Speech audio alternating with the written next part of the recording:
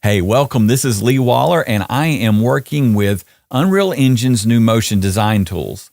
In this tutorial, I'm going to take a look at materials.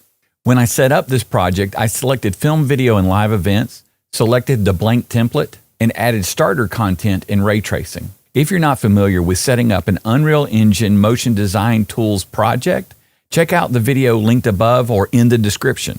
I'm going to start off with a rectangle. I'm going to double click on that, and I'm going to drop down to the shape options, and I'm going to increase the size of that real quick.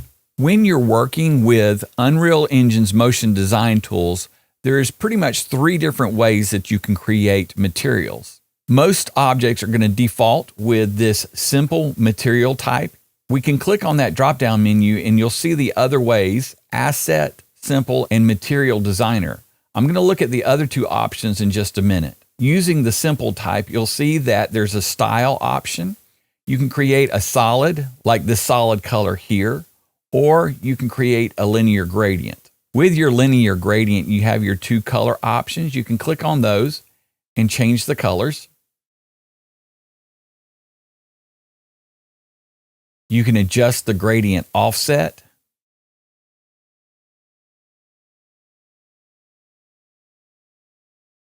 And below that, you can select whether you want the material to be lit by the lights in the scene or to not be lit. Right now, this material is being lit by the lights in the scene. We can choose for it to be unlit, and so you'll notice a slight difference in it. It's really going to depend on how much lighting you have in the scene and how much it is affecting that material. That's going to be an option on all of the material types.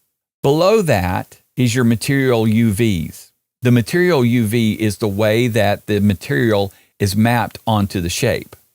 A shape is measured, of course, in the X and Y axis, and the UV stands for the same thing, pretty much X and Y, U and V.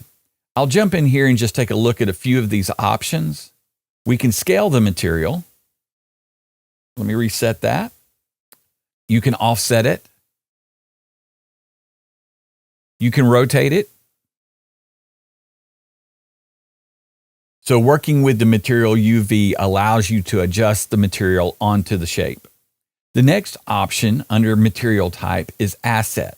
I started this project off by adding the starter content, so there is some content already in the project that I can take a look at. Under asset, you'll see this drop-down menu right here. You're searching all of the content that's in your project presently. I can scroll through this and you see there's all kinds of different materials. I'll select this blue material here, and you can see that it's been added to the shape. So any type of material that might be loaded in your project or materials that you bring in or create will be in this list. Epic does offer a library of materials for free. You can go up here to this plus button, click on it, and go to Quixel Bridge.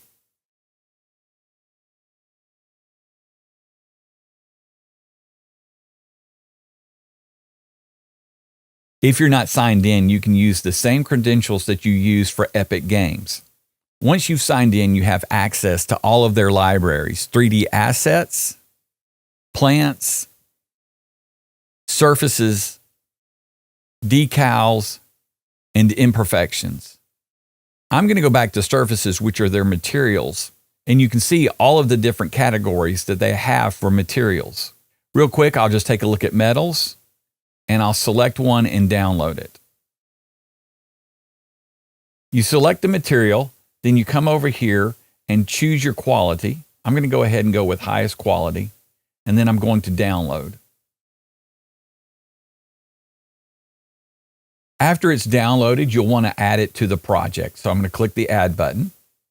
And after it's added, you can minimize Quixel Bridge, and you can go into your content browser, look for Megascans, and then you'll see surfaces, and there is that material. So if I want to apply this material to this shape, I can click and drop it on there. Or like I did earlier, I can click on the drop-down menu here, search for it, and it'll show up and I can select it. And just like the linear gradient that we were using earlier, with the material UV, we can make adjustments to this material. We can scale it up or down, and we can adjust it. Before I start my next layer, I want to select the rectangle and check a few things. I want to make sure that my offset is reset to 0. And then I want to make an adjustment to the mesh size. I'm going to go ahead and scale this up to 1920 by 1080. I'm going to go back up to my material options, and the material type we're going to change from asset to material designer. We've jumped into the new material designer that is built for motion designers. This should look a little more familiar to Photoshop or After Effects. We're going to use layers to build this next material. I'm going to quickly review the properties in the material designer.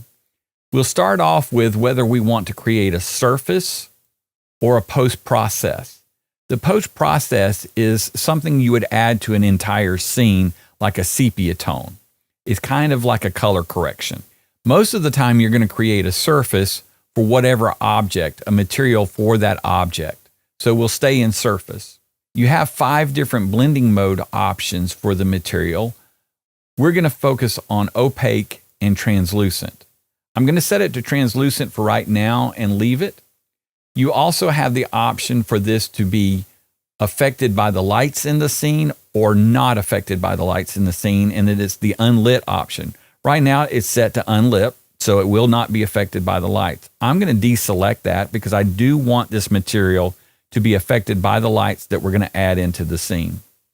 You have the global opacity. That is the opacity for the entire material. Then we have these 2 options here, RGB and opacity. Most of the time we're going to stay in the RGB option because that's where we're going to build out our layers for the material. The opacity option is kind of the overall opacity and blending for the entire material that we've created. We will take a look at this in just a few minutes. I'm going to drop down here to our first layer, the default layer that will always be created when you jump into the material designer. You'll notice that it has 2 swatches here. This first is the base of this layer, whether it's a texture or it's a material or something like that. The other is the mask option. So if we want to add a mask to this, and we will on each of these layers, we'll add it right there. You can see this chain link. This indicates that the UVs for the base material and the mask are linked together. You also have the option to toggle on or off either of these, as well as the full layer. Down to the far right, you'll see that you have the option to add effects. We will add an effect to a couple of these layers. To create the first layer for this material, I'm going to select our base, drop down here into the properties. You'll see that right now it is set to a texture. I'm going to click on that and change this to a solid color. We have our color picker right here, so I'm going to click on it, and I'm going to add in a hexadecimal right here. That hexadecimal is 731702FF. Click OK on that, and that is my base color for this layer. I do want to add a mask to this. I actually want to add a radial gradient to it. So I'll select the mask option there. You'll see our properties down here. Just like before, we'll go from texture, and on this one, we'll drop down to gradient, radial gradient. And that radial gradient has been added into this layer, which is affecting the material. I want to make a few adjustments to this radial gradient, so I'm going to need to deselect the UV constraints. With that deselected, make sure that you have the mask option selected, and right down here, you'll see the properties for the radial gradient. We can offset that. You set that back to 0. Rotation won't make much of a change, but you can see that we can scale it, and I'm actually going to scale this down. I'll scale it down quite a bit just to demonstrate that, but I'm going to set this to 0.778. And we can pivot this, again, changing the center of it. So all of those options are there to adjust that radial gradient. Now I want to create another layer. So I'm going to click on the green plus button, and I'm going to choose solid color. I'm going to go to my base option here and change the color. I have a hexadecimal for this one. It's a green color, and that hexadecimal is 03A678FF. Hit OK on that. For this layer, I'm going to leave the blending mode to normal, but I am going to adjust the opacity to 0.5. and I'm going to add a mask to this. I'm going to click on the mask option there, and we are going to use a texture. This has been loaded in with the starter content when I created the project. I'm going to select the search option, and I'm going to type in VR_laser, and there is the texture that I want to add. So the mask there, the brighter parts of the mask, the green color is showing through, and the darker areas are masked out. To animate this mask, I'm going to add an effect to it. With that layer selected, I'll go to the effects button here, click on it, and you'll see that we have 4 categories. I'm going to drop down to UV and place the UV panner on there. To see that effect and get to its properties, we'll click on the effects button for that layer, and you'll see the UV panner right there. Select it, and here's our properties for the UV panner. Right now, it is being animated on the U axis, which is the X axis. Right there, you can see the speed is set to 1. I'll increase that. For this animation, I'm actually going to use the V multiplier. So I'm going to set this to 0 and jump down to the V multiplier and set it to 0.5. To create our next layer, I'm just going to duplicate this green layer. So I'll select it and hit Control D. I'm going to make some adjustments to this layer. First, I'm going to change the color.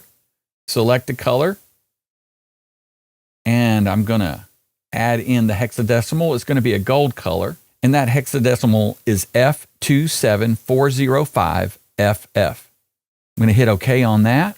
I'm going to change the blending mode for this layer, so I'm going to select normal right there and move to linear light, and I'm going to bring down the opacity to 0.5. They're traveling in the same direction, so to change that, I'm going to deconstrain the UVs right here, and I'm going to select my matte, and I'm going to drop down to rotation and set that to 180.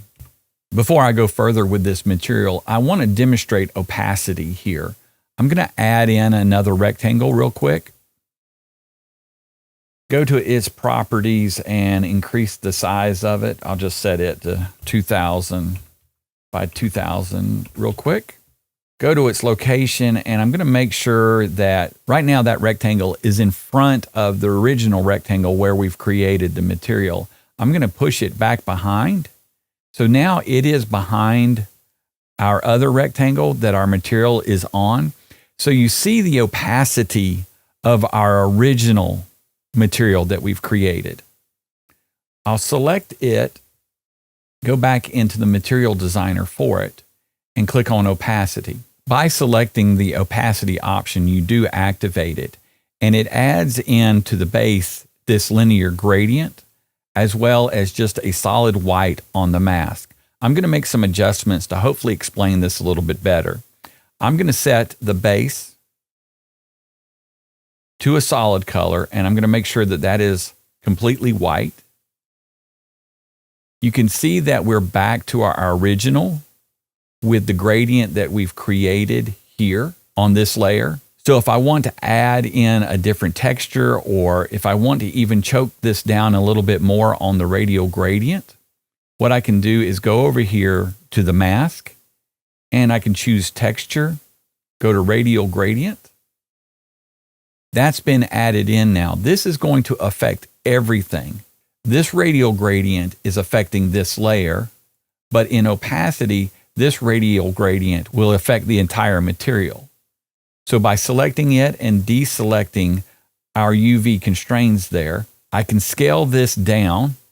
You'll see that it's affecting the entire material. Keep in mind that back behind all of this is a white rectangle. I can change the color of that to help us see this a little bit better.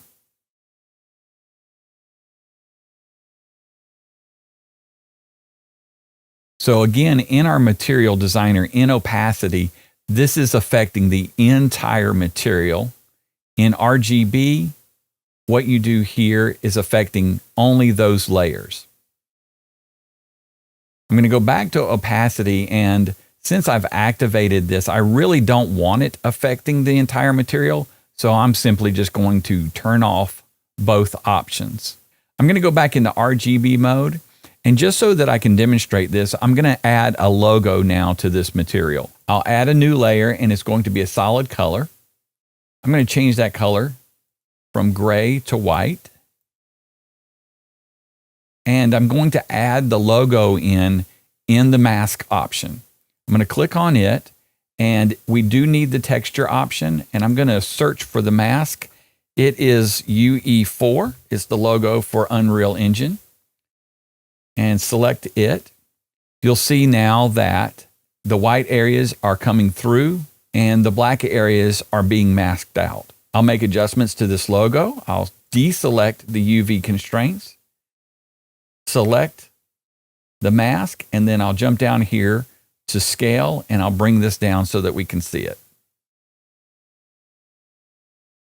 You'll see that it's repeating the logo, so I'm going to jump down to clamp texture. If I want the color of the logo to be different, I can jump into the base there, select the color, and change that. I just wanted to demonstrate that, so I'm going to go ahead and delete this layer now. And this is the original material that I wanted to create. I mentioned earlier that I'm going to reuse this material, so we need to save it out, or actually we need to export it out. To do that, in the Material Designer, I'm going to come over here to this drop-down menu, and you'll see that there's two export options. We're going to look at the first one right now. We'll look at the other one in just a minute.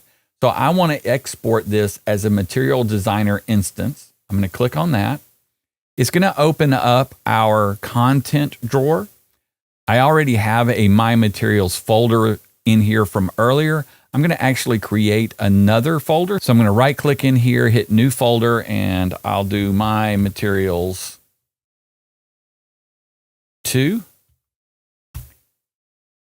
And then open that up. And I want to name this material. So I'm going to name it Material _ Swirly.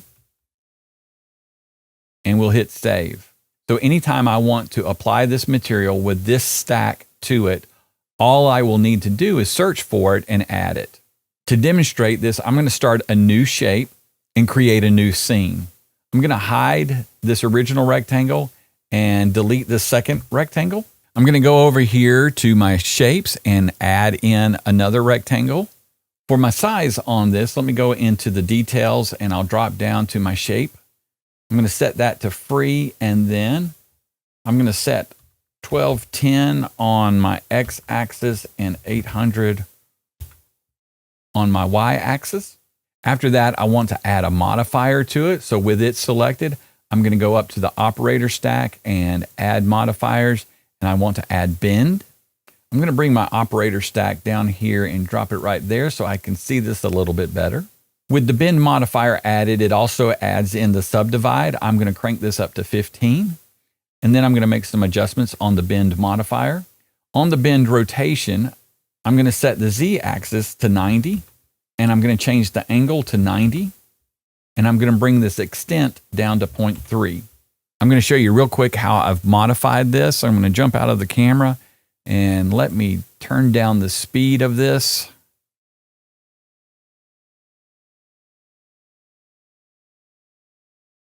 And so right now I have this shape right here. It is bending up and coming towards us. So I'm going to rotate this to change it. So back in the details for that shape, I'll go up to rotation, and I'm going to set the Y rotation on a -90. And then I'm going to bring this down on location to a -65. So I'm just creating a curved wall here. Let me jump back into the camera. And I'm going to add that material in now. To add in the material we've already created, you see that the material type defaults to simple. I'm going to change that to asset. That material is in our content drawer under My Materials 2. You see that we exported it there. So we should be able to search for it here in our search options. And I'll just type in swirly. And there is our material swirly. I'm going to click on it, and it's been added in. Just to look at it real quick in the Material Designer, I'll hit Edit with Material Designer, and there is the material that we created.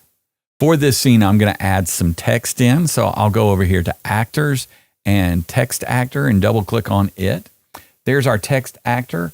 Let me jump up here in the Motion Design Outliner, select it, go to Details, and we'll make some adjustments to this, of course. I'm going to change the font. I'm going to go to this Gill Sans. If you don't have that font, just find a bold font to add. So I want to change my text, and I want to type in Unreal, and I want a second line. To add a second line into this, I'm going to hold down Shift and then hit Enter, and then Materials.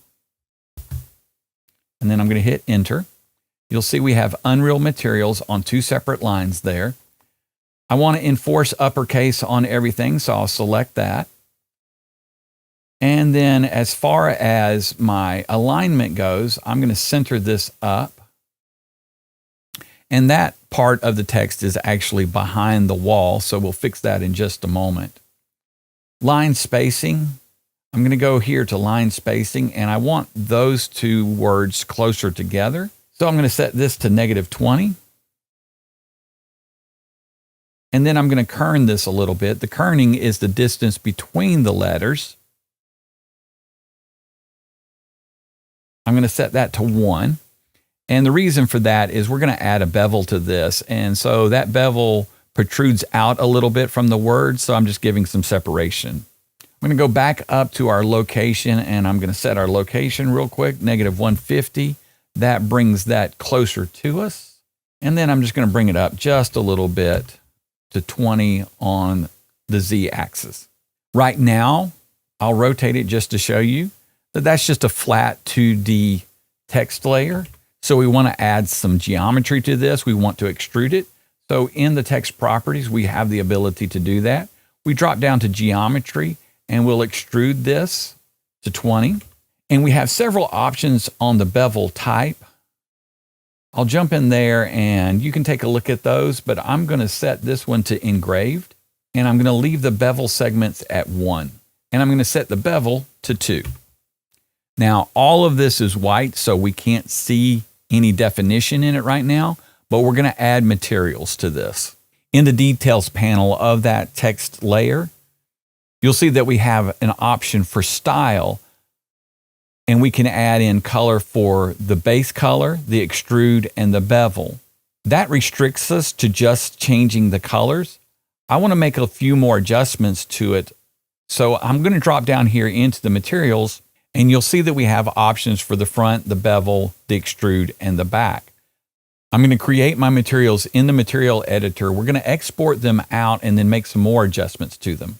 For our front material, I'm going to create with material editor. I'm going to choose our texture there and change this to solid color. I'm going to use the colors that we've been using. I want this to be the light green, so I'm going to add that hexadecimal in right here. And again, that's 03A678FF, and I'm going to hit OK. We do need to make this unlit, and then I'm going to change it from translucent to opaque. To save this out as a separate material, I need to export it. So I'm going to jump up here to this drop-down menu, and this time I'm going to export as a generated material. And I'm going to go back into my materials too, and I'll change the name to material _ light green 2, and save that. I'm going to go back into the details panel, and now I'm going to apply that material to the front. I'm going to go to the drop-down menu and type in light green, and I want 2 right there. And so now I've applied that material. The reason I'm doing this is these all need to be separate materials. For the bevel material, I'll jump into the material designer. I'll change this to opaque. I'm going to click on the texture, change that to solid color. Change my color to my gold color, and that is F27405FF. Hit OK on that. Make sure that is unlit. And then we can export this out. generated material, go into my materials 2 folder, and I'll select this and type in gold 2 and save it. And just like before, I am going to need to swap that out with the material we just created. So type in gold 2, and there it is. And I'm going to do the extrude, create with Material Designer. Again, make this opaque, unlit, change this to a solid color, change that to my dark green, hit OK, and then export this out.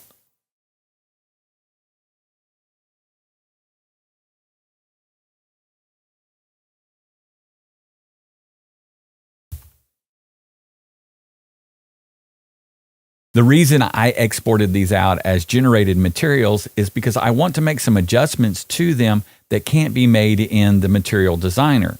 I want these materials to have more of a metallic look, and to create that, I need to add specular and roughness to it. Now that they're generated materials, there's a couple of ways to open them up. I can double click here, or I can search for them in the content browser and open them up from right there. Either way, double click, and it's going to open up in this material editor. These are all of the nodes that make up that material. I want to adjust their specular and their roughness. So for specular, I'm going to go here and type in 1. And then for roughness, I'm going to click on this and type in 0. And you see that that creates a more metallic look. I'll apply that, save it, and close this out. And I'll do that to the other materials.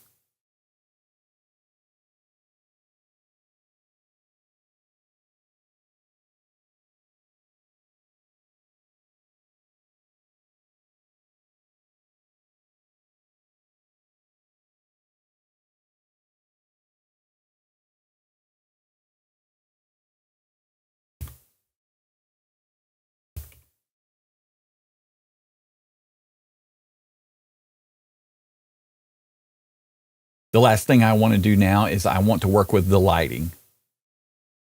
The way this scene is being lit right now is in our default scene, you'll see that there's a directional light and a skylight. I'm going to click both of those off just so that you can see the effect. I will get rid of these in just a moment, but first let me add in the lighting that I want to work with. So I'll go over here to lights, and the first light I want to add is a point light. Just double click on that and our point light has been added. And on location, I'm going to bring this up a bit, set that to 350, and I'm going to bring it forward to say about 75 right there. And then we'll jump down into the light properties. I'm going to change my intensity units to lumens, and the intensity I'm going to set to 1500. I'll make some adjustments on the attenuation radius. I'm going to set that to 500 and our source radius to 400. That light is behind the text and mostly lighting up the background. I'm now going to add in a spotlight. So I'll double click on that and make some adjustments to it. Select it. And for position here, I'm going to set it to a -400 by 0 by 130. And that brings that light out in front of the text and up above. It's rotated a -90 degrees on the y-axis right now, but I want to point it more towards the text. So I'm going to set that to a -35. On my intensity, I'm going to change that to lumens, and I'll set that to 125. And then I'm going to make some adjustments to the cone and to the attenuation radius. On the attenuation radius, I'm going to set this to 600. The inner cone, I'm going to set that to 45. And the outer cone, I'm going to set that to 50. I'm going to bring the soft source radius up to 50 and the source length to 450. With those two set, I'm now going to go in and turn off my directional light and my skylight. Just click up here so we can see everything, and there's our scene. I'm going to go back to our text layer and take a look at our materials. something that I've been having an issue with, and I don't know if this is something that's going to be fixed or if there's something I'm not understanding, but if I close this project out and then open it back up, I default mostly to this front material for the bevel, extrude, and the back material. It kicks out these materials, and I'm not sure why. The only way that I have found at this point around that is to set a keyframe for each of these materials that sets it in the sequencer. So I'm going to go ahead and do that.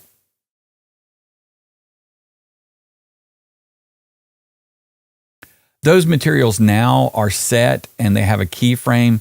It's kind of an extra way of recording them. I'm not going to need to animate them in the sequencer, but they are there. I hope this has been helpful. For more on Unreal Engine's motion design tools, hit the like and subscribe button.